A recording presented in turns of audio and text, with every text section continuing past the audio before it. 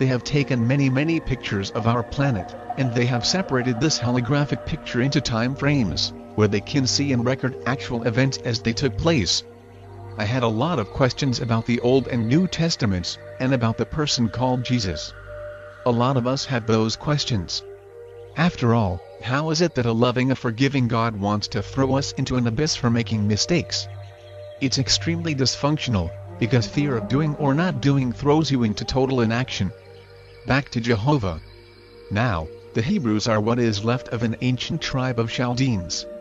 The word Jehovah, in the original tongue, meant is, was and will be. It never meant, at any time, creator of all things. That meaning was added later.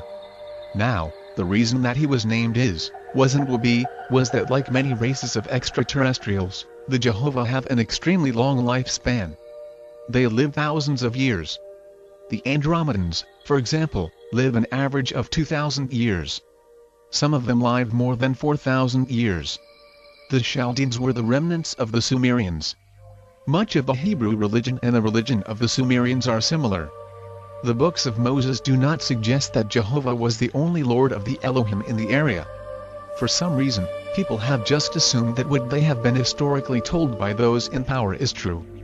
Abraham did consider Jehovah to be a god because of the technology of the Elohim that he possessed, and used to all the primitive population. That's all they used, technology. If you were to take somebody today who had a jukebox, a flashlight, a CD player and a computer, and you brought that person back to the time of the ancient Hebrews and ancient Egypt, that person would be considered a god because of the technology. Think about that. Technology was used to strike fear into the people, and they were made to worship to avoid punishment. Many of the gods did the same thing. Marduk, Enki, and Enlil were notorious for doing this. These extraterrestrial manipulators also created bigotry, because they each controlled their own groups of people, and each of their offspring procreated with the population of the earth. Val Valerian notes since each of these beings were in competition with each other, Earth humans relative to each group were set against each other over time.